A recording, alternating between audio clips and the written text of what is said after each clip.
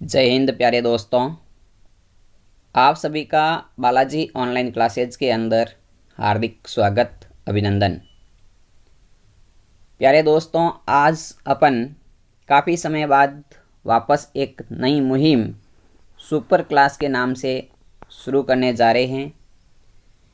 इस क्लास में साथियों अपन राजस्थान सामान्य ज्ञान के बारे में बात करेंगे, जो कि ग्राम सेवक, पटवार, एलडीसी, वनपाल, वन रक्षक, आप इनमें से किसी भी प्रतियोगी परीक्षा की तैयारी कर रहे हैं तो आपके लिए ये सेशन काफ़ी फ़ायदेमंद सिद्ध होगा। मैंने साथियों इस सेशन के अंदर राजस्थान के प्रमुख युद्धों का वर्णन किया है।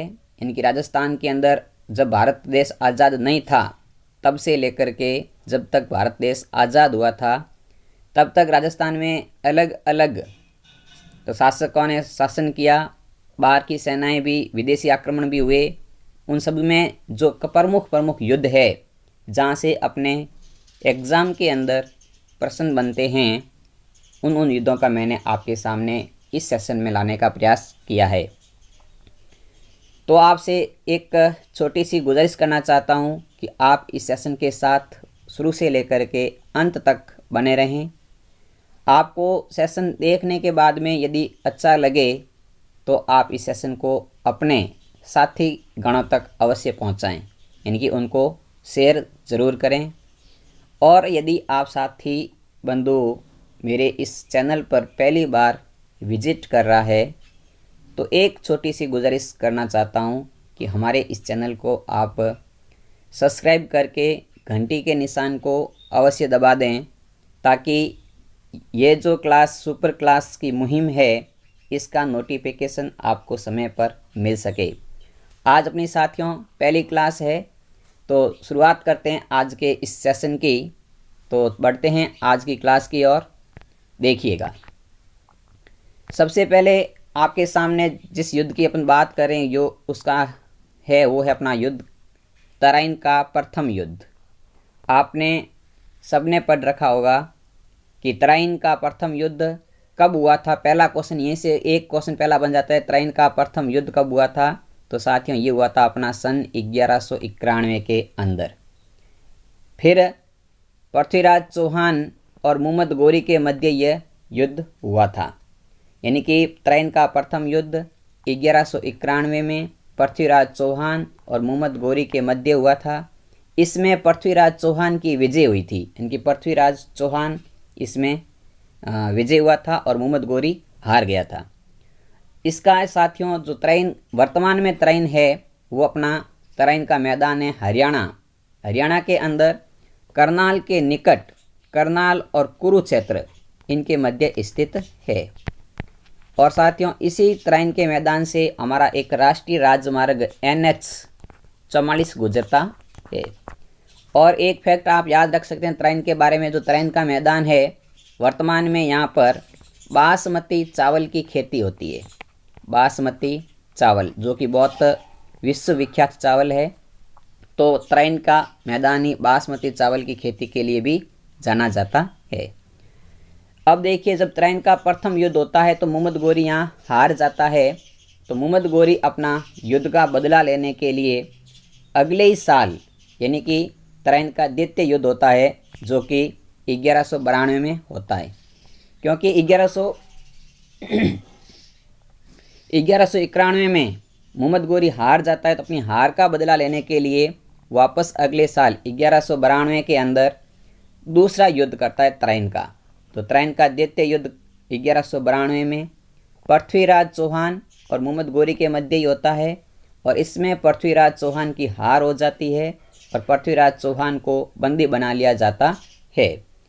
और ऐसा कुछ इतिहासकार कहते हैं कि मोहम्मद गोरी इस युद्ध को जीतने के बाद अजमेर आकर पृथ्वीराज के पुत्र गोविंद राज को इस गद्दी पर, यानी कि जो मोहम्मद गोरी पृथ्वीराज चौहान की जगह पर उसको नियुक्त कर देते हैं, गोविंद राज को।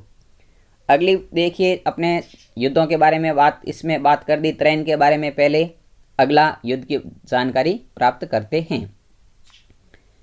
देखिएगा, अगले युद्ध की ओर बढ़ते हैं तो अगला युद्ध है साथियों वह रणथंबोर का युद्ध। बहुत इम्पोर्टेंट युद्ध है, उनका मैंने इस क्लास के अंदर आपके सामने लाने का प्रयास किया है। तो रणथंबोर का युद्ध कब होता है?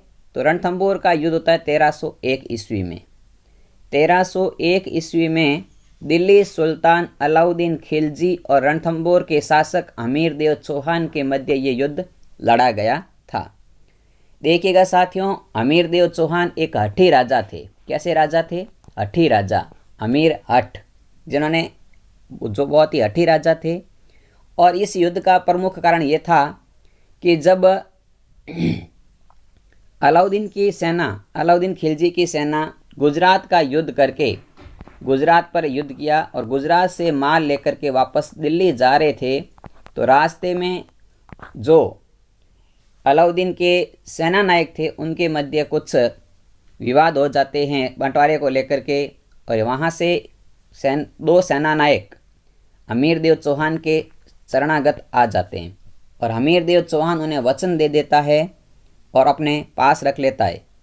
इसकी मांग अलाउद्दीन खिलजी ने की कि अलाउद्दीन खिलजी ने कहा अमीर देव चौहान से कि आप जिन्होंने सेनापति ने आपने हमारे सेनापति उनको आपने अपने चरण दिए उनको हमारे हवाले कर दीजिए, हम आप पर युद्ध नहीं करेंगे। लेकिन ये हठी राजा होने के कारण ये युद्ध होता है। इस युद्ध में अमीर देव के दो बहुत बड़े सेनापति रणमल और रतिपाल, क्योंकि साथियों ये ऐसे सेनापति है इन्होंने विश्वासघात किया। रणमल और रतिपाल ने अमीर देव के साथ विश्वासघात किया और खिलजी के साथ दिया, और इस युद्ध के समय राजस्थान का प्रथम साका, यानी कि साथियों साका जिसमें राजपूत केसरिया बांध के युद्ध में शहीद हो जाते हैं और राजपूत की रानियां अग्नि में कूद करके जोहर करती है। तो राजस्थान का प्रथम साका साथियों रणथंबोर के युद्ध में होता है, जिसमें केसरिया अमीर देव ने किया था और जोहर करने वाली रानी थी रंग देवी। तो देखिए साथियों इसमें क्या क्या फैक्ट है, मैंने आपके सामने काफ़ी सारे बातें बताई है। तो अपन ये एक बार वापस इसके कुछ प्रमुख फैक्ट है उनके बारे में बात करते हैं। तो सबसे पहले तो रणथंबोर का युद्ध 1301 ईस्वी में हुआ। किन के मध्य हुआ? तो अलाउद्दीन खिलजी और अमीर देव चौहान के मध्य हुआ।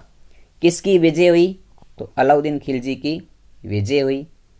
और इसमें जो अमीर देव के दो सेनापति हैं जिन्होंने मतलब अमीर देव के साथ विश्वासघात किया था, तो वो थे रणमल और रतिपाल। राजस्थान का प्रथम साका 1301 ईस्वी में रणथंबोर के युद्ध में होता है। केसरिया करने वाले अमीर देव और जोहर करने वाली रानी रंग देवी थी। और अमीर देव का दूसरा नाम है हठी राजा। बाकी कहानी मैंने आपको बता दी है। तो ये कुछ ऐसे फैक्ट रहते हैं। आगे बढ़ते हैं अगले युद्ध की ओर। अगला युद्ध है साथियों, देखिए इसी के बारे में और कुछ बातें बताते हैं कि इस युद्ध में कौन सा युद्ध, जो अपना रणथंबोर का युद्ध है ना, इसी युद्ध में अलाउद्दीन खिलजी का एक सेनापति नुसरत खां मारा जाता है। यानी कि प्रसिद्ध इतिहासकार उस समय अमीर खुसरो भी इस युद्ध में उपस्थित होते हैं। और अलाउद्दीन खिलजी ने 11 जुलाई 1301 को रणथंबोर दुर्ग पर अधिकार कर लिया था। ये भी इस युद्ध के बारे में कुछ खास जानकारी है। अलाउद्दीन खिलजी का सेनापति नुसरत खां कौन से युद्ध में मारा गया? रणथंबोर के युद्ध में मारा गया। और इसी समय एक प्रसिद्ध इतिहासकार है जो अमीर खुसरो भी वहाँ उपस्थित होते हैं। ठीक है साथियों, मैंने बहुत स्पेशल फैक्ट जो युद्धों के बारे में है वो ले रखा है। आपको सेशन पसंद आ रहा है तो लाइक अवश्य करें, अपने मित्रों तक शेयर करने में भी आपका सहयोग करें। देखिए आगे देखिए चित्तौड़ का युद्ध। अब देखिए चित्तौड़ का युद्ध साथियों आपको सबको पता है कि चित्तौड़ का युद्ध है वो 1303 ईस्वी में चित्तौड़ के शासक रतन सिंह और दिल्ली के सुल्तान अलाउद्दीन खिलजी के मध्य हुआ। इसमें अलाउद्दीन खिलजी की विजय होती है और इस युद्ध में राणा रतन सिंह युद्ध करते हुए मारे जाते हैं और उनकी पत्नी पद्मनी जोहर करती है। यानी कि साथियों चित्तौड़ का युद्ध जिसमें अलाउद्दीन खिलजी और रतन सिंह के मध्य युद्ध 1303 ईस्वी में होता है। और इस युद्ध के बारे में एक फैक्ट है कि जो चित्तौड़ का युद्ध हुआ था उसमें रतन सिंह के दो बहुत अच्छे प्रसिद्ध योद्धा गोरा और बादल जो कि शहीद होते हैं। तो ये भी एक फैक्ट है कि कौन से युद्ध के अंदर गोरा और बादल शहीद होते हैं। या आपको ये भी पूछा जा सकता है कि गोरा और बादल किसके प्रसिद्ध योद्धा थे या किस शासक के योद्धा थे, तो रतन सिंह के योद्धा थे। आगे देखिए इस युद्ध के बारे में और क्या फैक्ट है। तो देखिए चित्तौड़ के युद्ध में भी प्रसिद्ध इतिहासकार अमीर खुसरो उपस्थित थे और इस युद्ध में चित्तौड़ का प्रथम साका और राजस्थान का दूसरा साका, अभी हमने पढ़ा था राजस्थान का पहला साका जो कि अपने पढ़ा था रणथंभौर का, राजस्थान का दूसरा साका होता है चित्तौड़ में, और दूसरा साका होता है साथियों वो होता है, देखो इसमें आपने अभी पढ़ा है पीछे कि रतन सिंह जो करते हैं केसरिया करते हैं रतन सिंह तो, और जो पद्मावती रानी है वो जोहर करती है, जोहर करती है। यानी कि राजस्थान का ये दूसरा साका है और चित्तौड़ का ये पहला साका था। चित्तौड़ विजय के बाद में अलाउद्दीन खिलजी ने चित्तौड़ का शासन अपने पुत्र खिज्र खां को सौंपकर चित्तौड़ का नाम खिजराबाद कर दिया था। और इस युद्ध के साथ चित्तौड़ की रावल शाखा के शासन का भी अंत हो जाएगा, क्योंकि साथियों उस समय चित्तौड़ के शासक अपने नाम के आगे रावल लगाते थे, तो रावल शाखा का अंत भी हो जाता है। तो ये इस युद्ध के बारे में कुछ इम्पोर्टेंट फैक्ट थे। आपको साथियों ये पीडीएफ यानी कि जो मैं पढ़ा रहा हूँ ये पीडीएफ मेरे टेलीग्राम चैनल पर मिलेगी, जिसका लिंक मैं इस वीडियो के डिस्क्रिप्शन बॉक्स में दे दूंगा। वहाँ से आप मेरे टेलीग्राम चैनल को ज्वाइन कर सकते हैं।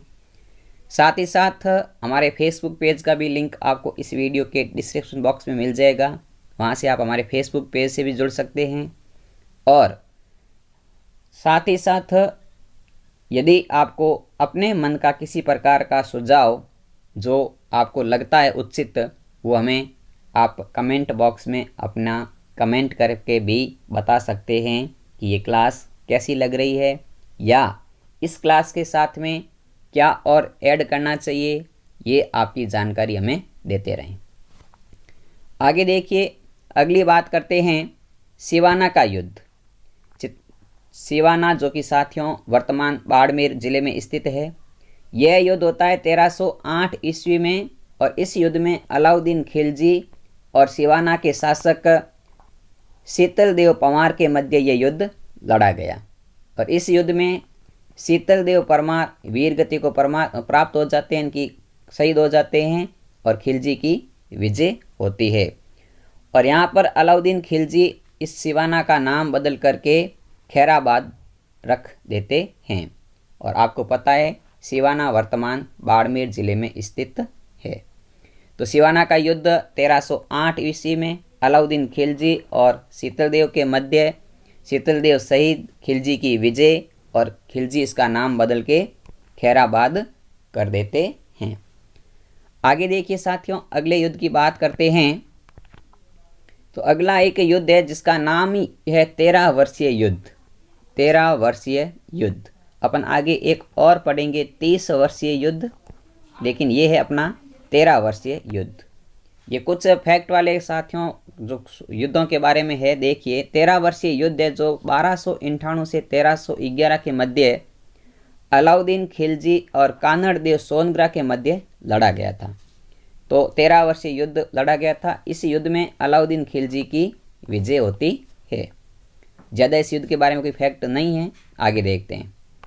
अगला युद्ध है जालोर का युद्ध। यानी कि जालोर में भी एक युद्ध हुआ था। उस युद्ध में किन के मध्य होता है, देखिए ये युद्ध होता है 1311 से 1312 के बीच में होता है।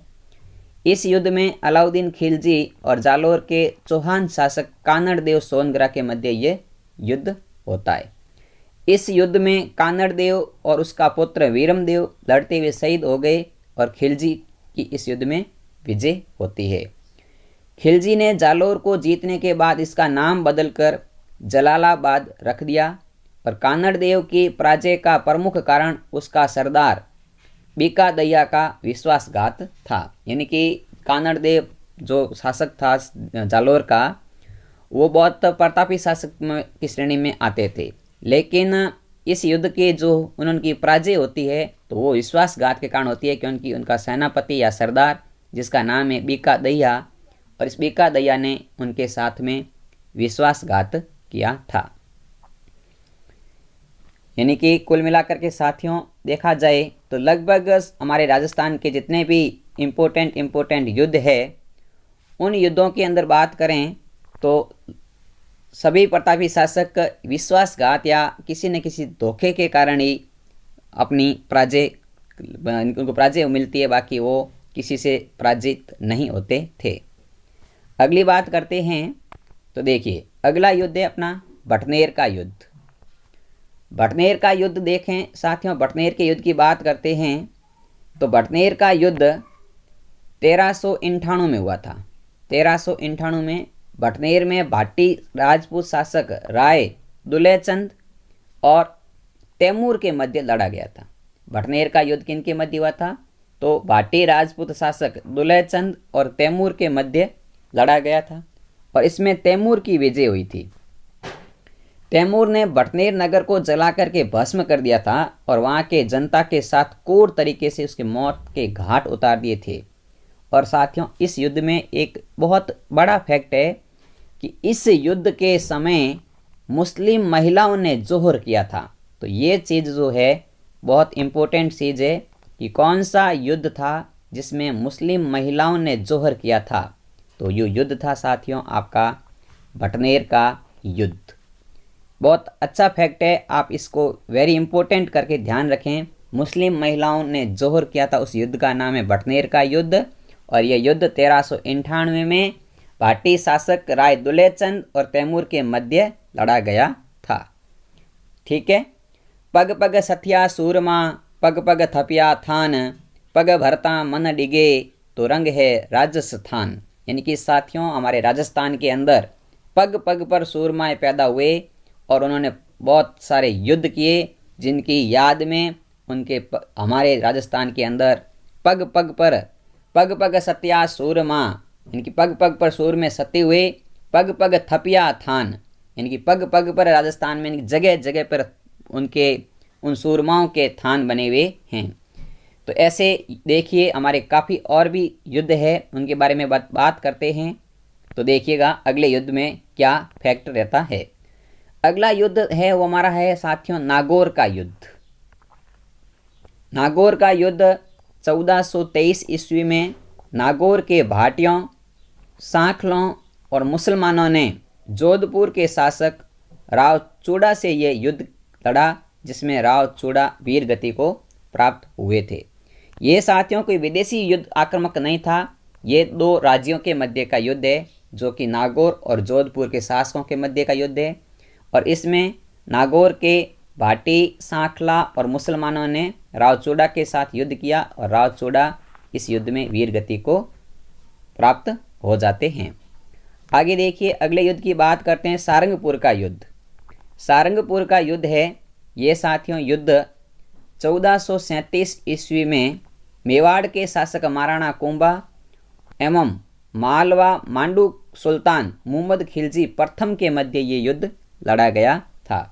और इस युद्ध में महाराणा कुंभा की विजय होती है और महाराणा कुंभा ने इस युद्ध की विजय के उपलक्ष्य में चित्तौड़ दुर्ग के अंदर विजय स्तंभ का निर्माण कराया।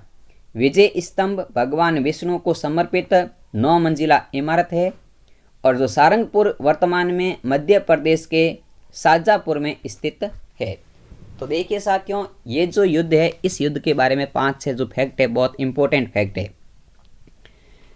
पहला तो है कि सारंगपुर का युद्ध हुआ कब, तो आपको वो बताना है 1437 में। इस युद्ध के अंदर कौन कौन से शासक थे, तो इस युद्ध में महाराणा कुंभा और मालवा के सुल्तान मुहम्मद खिलजी इस युद्ध में भाग लेते हैं, कि आपस में दोनों के मध्य युद्ध होता है। और इस युद्ध में किसकी विजय होती है, तो इस युद्ध में विजय होती है वो होती है महाराणा कुंभा की विजय होती है। और महाराणा कुंभा ने सारंगपुर युद्ध के विजय के उपलक्ष्य के अंदर चित्तौड़ दुर्ग में, कहाँ पर, चित्तौड़ दुर्ग के अंदर विजय स्तंभ का निर्माण कराया। तो विजय स्तंभ कहाँ स्थित है, तो चित्तौड़ के दुर्ग में। और विजय स्तंभ किसको समर्पित है, तो विजय स्तंभ है साथियों वो आपका है भगवान विष्णु को समर्पित। और भगवान विष्णु को समर्पित कितना मंजिल का है, तो 9 मंजिल का है। ये काफ़ी सारे इसमें फैक्ट है जो मैंने आपको बताए हैं। आगे देखिए, अगले युद्ध की बात करते हैं। तो अगला युद्ध है अपना साथियों वो है कुंभलगढ़ का युद्ध। कुंभलगढ़ का युद्ध 1443 में महाराणा कुंभा और मालवा सुल्तान मोहम्मद खिलजी के मध्य लड़ा गया। और इस युद्ध में भी मोहम्मद खिलजी पराजित हुए, क्योंकि साथियों महाराणा कुंभा ने काफ़ी सारे युद्धों पर विजय प्राप्त की थी और बहुत प्रतापी शासक थे। आगे देखिए, अगले युद्ध की बात करते हैं। तो अगला युद्ध है अपना कौसाना का युद्ध। अब देखिए साथियों, ये आपने नाम क्या पता कहीं पढ़ा होगा या नहीं पढ़ा होगा। देखिए ये युद्ध होता है 1492 ईस्वी में जोधपुर के शासक सातलदेव और अजमेर के मल्लू खां के मध्य।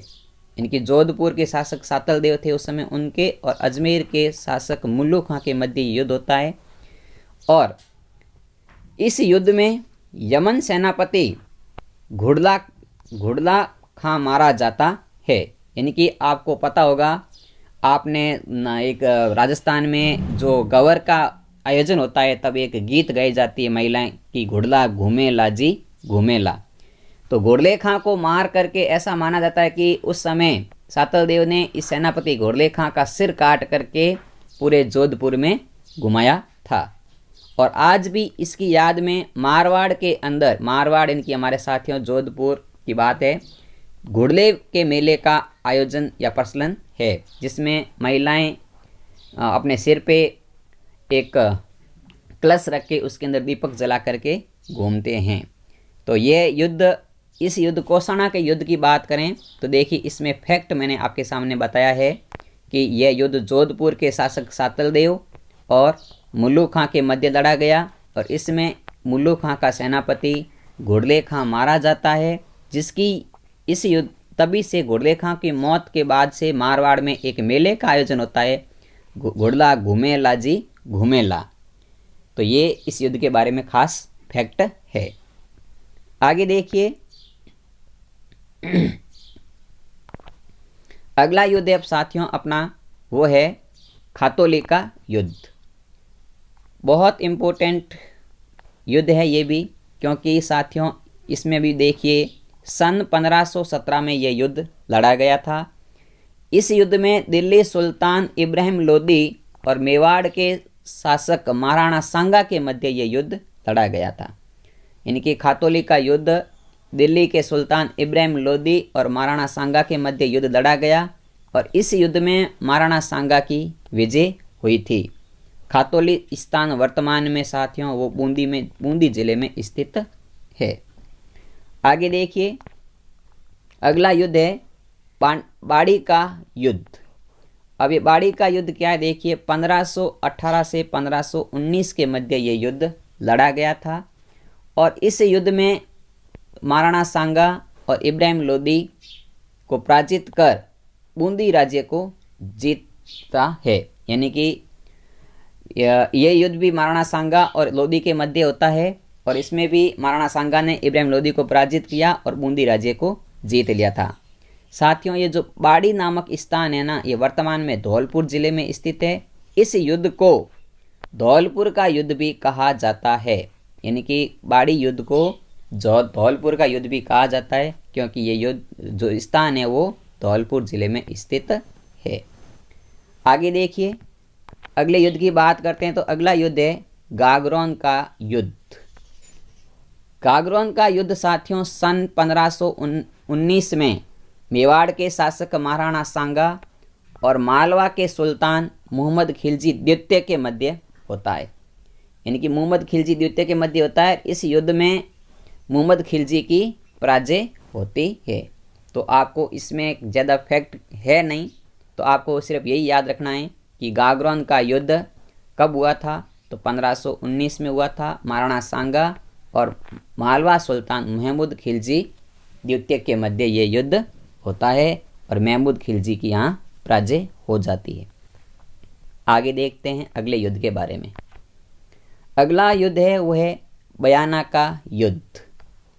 बयाना का युद्ध साथियों, तारीख ज़्यादा मैं एक बार आपको बता देता हूँ कि कोई भी युद्ध की तारीख है वो अलग अलग इतिहासकार अलग अलग बताते हैं, तो एग्जामिनर तारीख न पूछ के सन के ऊपर ज़्यादा फोकस रखता है, क्योंकि तारीख एक अलग अलग इतिहासकारों के हिसाब से अलग अलग होती है, फिर वो अपवाद बन सकता है, इसलिए तारीख ज़्यादा इम्पोर्टेंट नहीं होती है।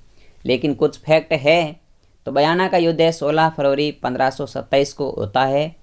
राणा सांगा और बाबर के मध्य ये युद्ध लड़ा गया और इस युद्ध में भी राणा सांगा की विजय होती है और बयाना वर्तमान में भरतपुर ज़िले में स्थित है। तो ये भी इस युद्ध के बारे में आप जानकारी रखें। आगे देखिए, अगला है साथियों खानवा का युद्ध। ये युद्ध काफ़ी फेमस युद्ध है और इससे काफ़ी बार प्रश्न आए हुए भी हैं। तो देखिए, खानवा का युद्ध है साथियों, ये 17 मार्च 1527 को लड़ा जाता है और खानवा का युद्ध भी राणा सांगा और बाबर के मध्य होता है और इस युद्ध में बाबर की विजय होती है, यानी कि इस युद्ध में बाबर जीत जाता है और बाबर ने इस युद्ध को जिहाद या धर्म युद्ध घोषित किया था। देखिए कि ये युद्ध है ना, जो खानवा का युद्ध है, इसको धर्म युद्ध किसने कहा था? तो बाबर ने इसको धर्म युद्ध कहा था। ये बहुत अच्छा फैक्ट है यहाँ से, तो आपको ये विशेष तौर से याद रखें कि खानवा के युद्ध को जिहाद या धर्म युद्ध घोषित किसने किया था? तो बाबर ने घोषित किया था। आगे देखिए, इस युद्ध में डूंगरपुर के रावल उदय सिंह, रावल रतन सिंह चुंडावत और हसन खां मेवाती जैसे वीर सेनानायक वीर गति को प्राप्त हुए थे।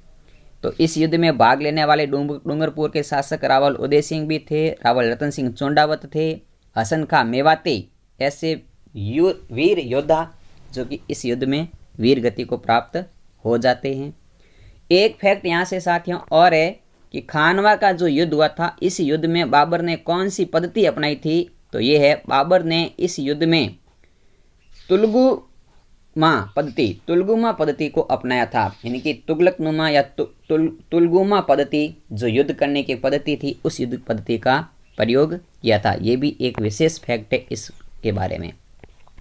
तो कौन से युद्ध में बाबर ने तुलगुमा पद्धति का प्रयोग किया?